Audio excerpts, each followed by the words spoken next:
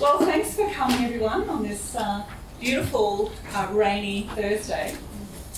My job is to be co-chair for today, and it's my great pleasure to be doing that. Welcome to the first of our 24-month series on First Nations-led research across the university.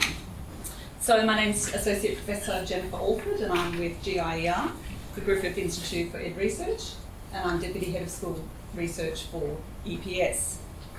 I grew up on Tarrabalung, Bunda and Waka Waka country, and I now have the great pleasure of introducing our Indigenous friend, Goma Conlon, who's going to do the Didge performance and acknowledgement of country.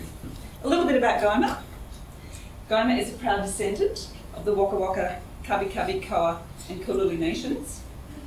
With over 35 years' experience as an artist, cultural educator and advisor, Mirajan brings deep cultural knowledge and lived experience to his work.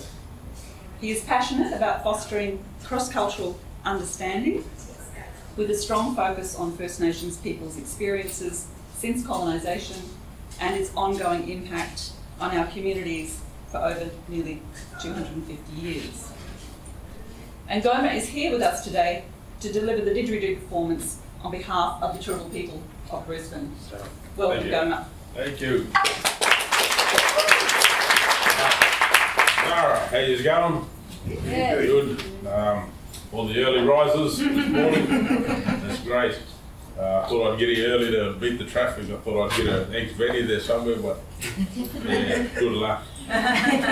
Anyways, look, first I just want to acknowledge, your uni.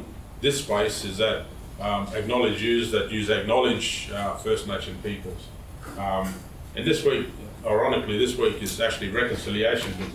And, there are small steps as part of reconciliation, right? And, we all know what reconciliation is, two coming together to reconcile in certain ways. And that's for us, as even we celebrate Reconciliation Week, it's putting aside our differences and trying to make pathways better for all our peoples, no matter which culture, which ethnic group that you are and where you come from, and understand the past and how we journey together, embrace the past and then journey together for the future as well. Today I represent the Turrbal, Dipple, the Turrbal community, and I'd like to acknowledge that this country in which we reside, where we study, where we work, I'd like to acknowledge the Turrbal and the Yagara peoples and their continued connection to this country in which we are. Myself from Kabi Kabi, which is north of the Pine River, so not far, we all neighbour, and if you know all of our mobs and our families, we're connected in some way. I've got family married into Kabi, I've got bloodline that runs through Turrbal and goes on. We could travel almost anywhere in the country. I'm sure we've got cousins there somewhere. I'd like to acknowledge the peoples here, also elders that have gone before us, that paved the way for us, and the other ones that's going to come after us as well, that continue to work and work on this country as well. Yidaki, didgeridoo, I'll play a little bit, and just to settle the space and bring us all together. And as you continue your day, your journey in the wonderful work that you do, research is important, right? Without research, it's pretty hard. Up in Travelling country, actually, which you mentioned, there's a extended turtle up there, the white-throated turtle.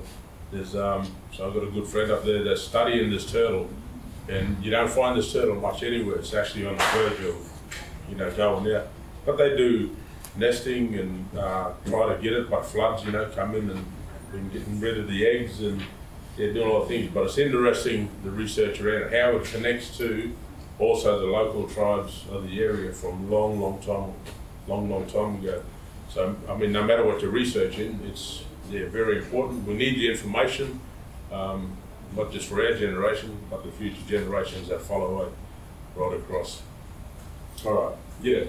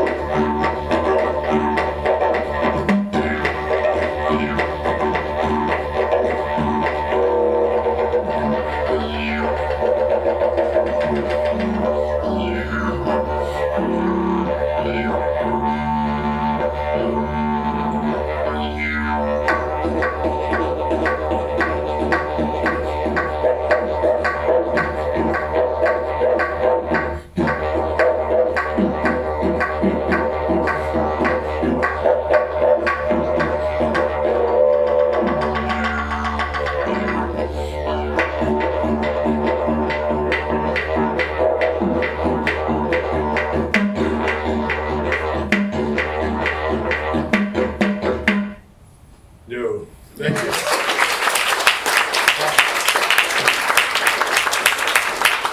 Thank you. Enjoy your day. Good luck in your research. Might come across your wonderful, deadly, when we say deadly means good, not deadly and bad. Your deadly information, be able to use it in some way. God bless you, and might see you around the trap somewhere sometime. Thank you. Thank you.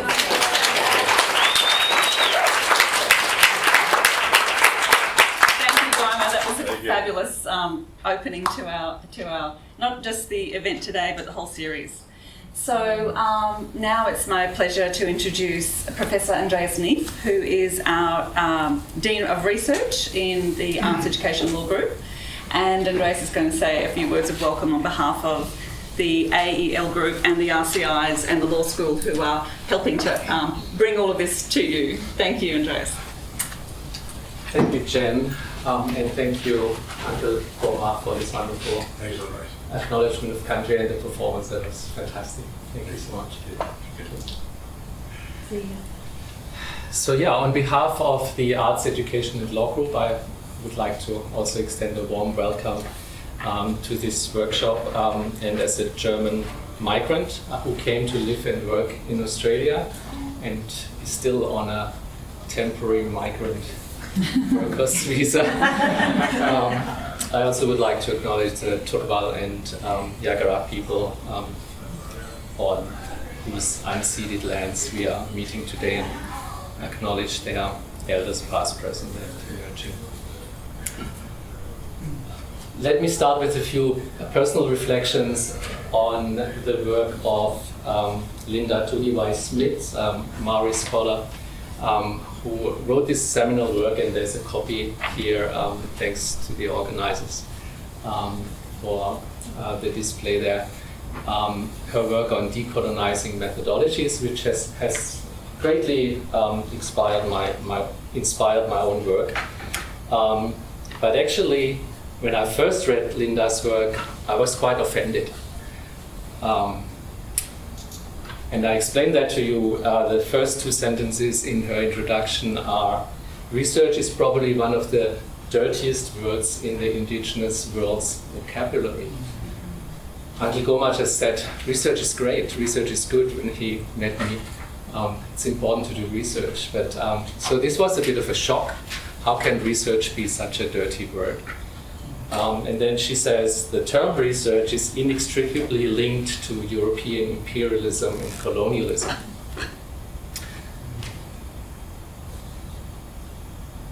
And then she continues with a very profound accusation of Western researchers. She says, it galls us that Western researchers and intellectuals can assume to know all that is possible to know of us on the basis of their brief encounters with some of us.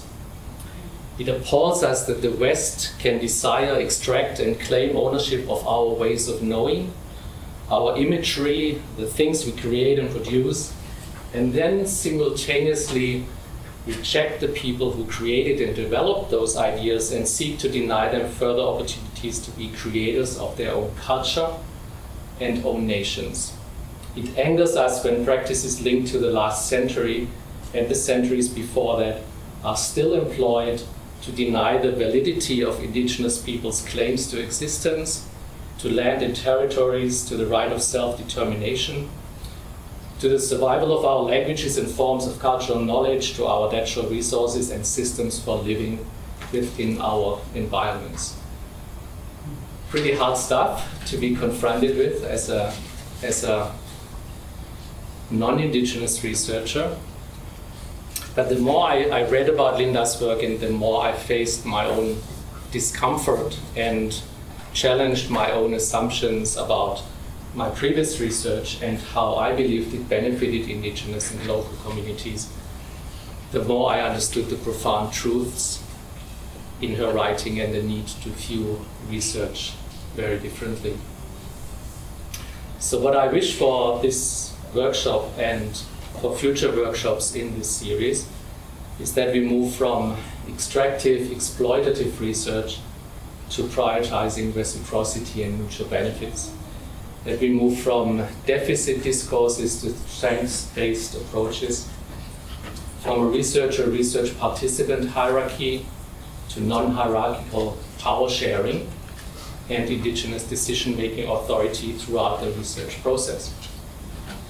That we move from data collection to knowledge sharing. That we move from procedural ethics to relational ethics that value mutual respect, dignity, and connectedness between researchers and communities, even beyond the life cycle of the actual research project. And finally, from research that risks traumatizing and re-traumatizing Indigenous communities to research that centers well-being and healing. So I would really like to thank the organizers of our workshop series, Naomi, Jen, Heidi, Stephen, Adele, and some others who participated in our first co-design workshop for this series, for bringing this all together. And I'm really pleased that it all starts now. And I think I've taken enough space. And over to you, the organizers. Thank you very much and welcome again.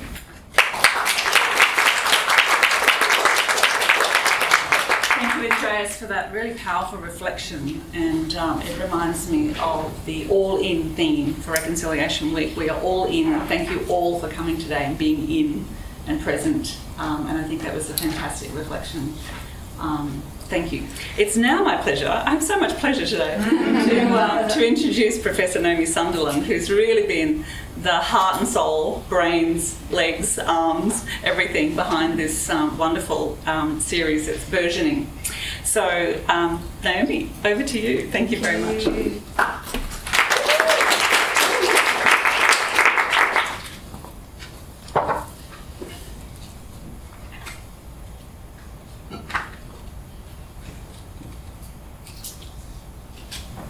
We got so excited we forgot to move the PowerPoints on.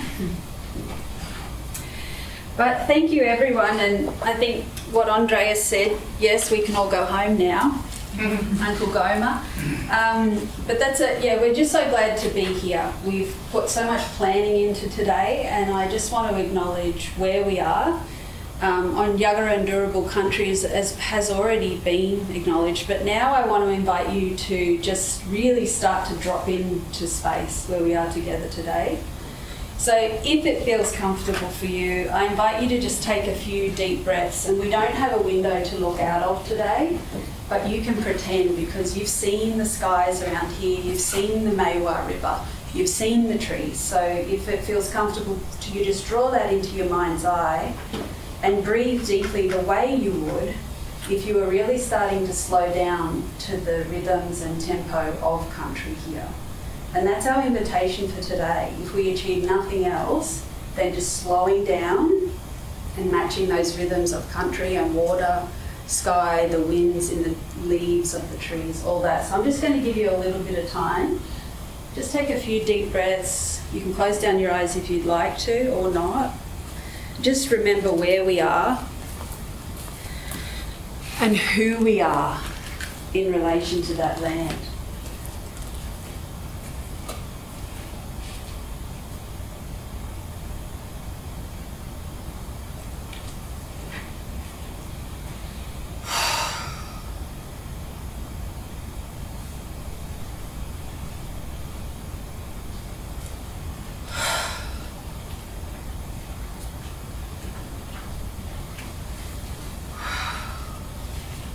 Sometimes in academia we go really fast to be able to go slow, and that's another key lesson from today. If you walk away with nothing else but slow down and we can go fast to go slow, that's awesome.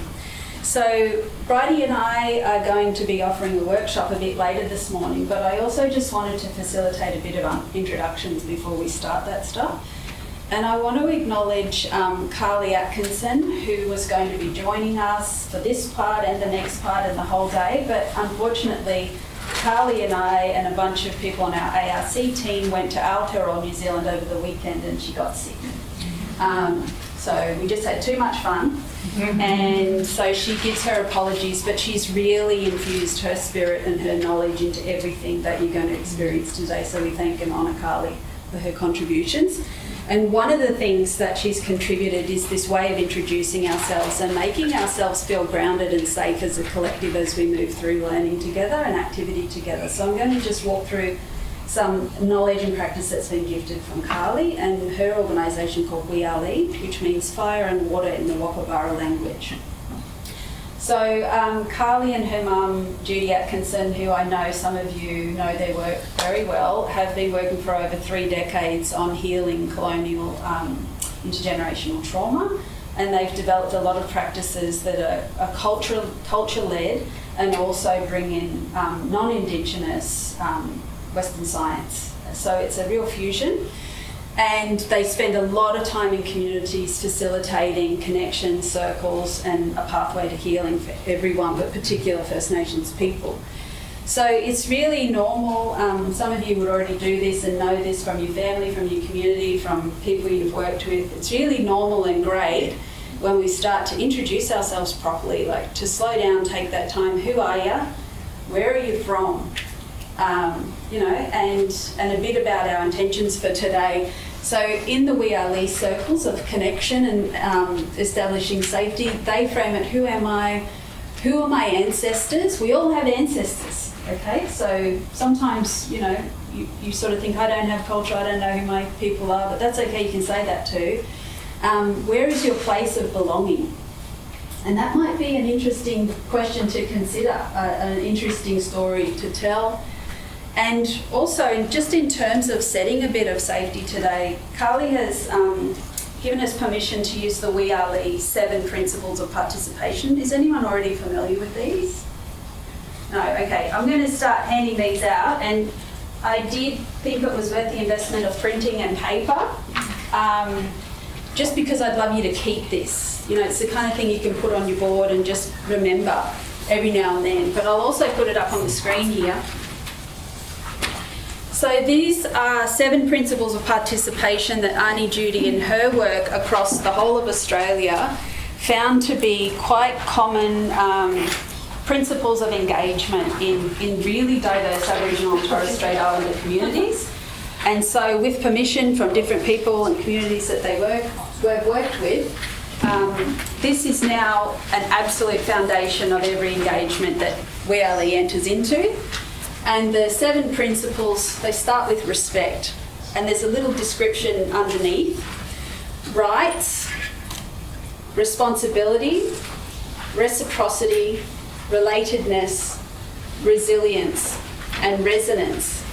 So you can have a look here. So respect, they describe as honouring each person, their story and culture. Rights, upholding dignity, safety and self-determination. Responsibility, caring for self, each other and country. Reciprocity, a living balance of giving and receiving in right relationship with self, others, country and spirit. And relatedness. Healing happens in connection, not in isolation. Resilience, and I know resilience can be a tricky word, because it's like, how resilient do I have to be? How many punches in the head do I have to get before I go down? Is it really that I have to withstand all that? But they left resilience in there for a good reason, and Arnie Judy was really staunch in this, that we do need to be strong and soft at the same time. And that is part of healing and coming to wellness, is to be able to be strong and soft at the same time. And resonance, meeting each other with attunement, presence and heart language. And so with the series, the First Futures series, we're really deliberate in the way we've combined the different topics. So this morning, Bridie and I and Cara Beale, who's our chair and accomplice, we're going to invite you into heart and spirit and philosophy, and talk about researchers' wellbeing. And there'll be some practical stuff too. And this afternoon, you're going to hear about re-indigenising the whole research lifecycle from some incredible guest speakers who will join us online. And that's going to be lots of practical stuff you can get on with, So enliven ourselves, expand our ideas, and then, have some concrete things we can start to get going on. Has anyone met Judy Atkinson? Auntie Judy? Yeah. So can you imagine Aunt Judy here? She's a pocket rocket, you know, an absolutely formidable woman. And when she talks about non-negotiables, you go, right then, we won't be doing that. Auntie Judy says safety for everyone in the room is absolutely non-negotiable. So the 7 R's are the principles of being together and participating, and we all work to get better at those over time and embody them. But as soon as we step in the room, you know, we must rely on being safe together. So everything that's against the law, don't do it in here, you know. Lateral violence, physical violence, emotional violence, verbal violence is not to be tolerated in this space. And that is a non-negotiable when we're working in the We Are Lee way of working. Confidentiality. So if I tell you a story today, it's still my story, it's not your story. And unless I expressly give you permission to retell it, please do not retell it. And I ask you to extend the same respect to each other. So confidentiality, what are those Chatham House rules? Whatever you want to think of it as. What is said in the room stays in the room. And we are recording today so that we can share this beyond the group. But if you share a story in a loud voice and you want that edited out later, all you have to do is email Chloe or me or Maria and snip, it won't go anywhere else, okay? So just keep that in mind. We'll have a cooling off period. There'll be time to get things out of the record that we might share further than today. And lawfulness. So, you know, other than prescription drugs and a tea and a coffee and all that stuff, you know, Auntie Judy's really forceful. No illicit substances, no, you know, like I said, don't do anything that's against the law in this room. We don't come in here and, you know, suddenly become a law unto ourselves. So, and when you're working with different communities, what's lawful and unlawful is something you'll have to learn from those communities themselves. So we all have this umbrella, a shared umbrella, and then there'll be community-specific law, LAW, and a lot of mob like to say LORE, law, but, you know, people have different opinions on that as well. Yeah, law and law, Kylie. So, yeah, we'd like to take some time to do that in small groups. So have a go, like, who are you? Where are you from? Where is your place of belonging?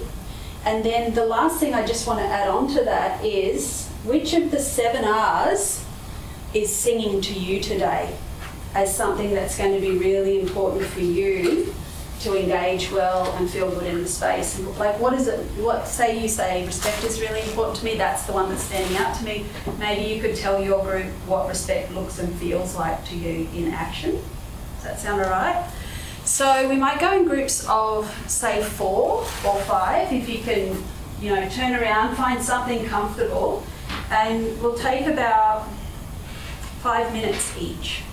So up to 5 minutes. And, you know, when we get in these spaces, it's really interesting of how tightly we weave the time, because, you know, in a lot of research with communities, we don't tightly hold the time, you know. But today, out of respect and reciprocity, I am going to ask you in your groups to pretty tightly hold the time. So actually, maybe let's say about 3 minutes each for that reason. And even if you want to have a little timekeeper, I don't mind, you know, whatever gets you through the activity well. But yeah, maybe groups of 4-ish, about 3 minutes to introduce yourself. Who are you, where are you from, place of belonging, and which R is singing to you as important today. So ready, set, go, everyone. Enjoy that. And I'll call you back when we're getting to time.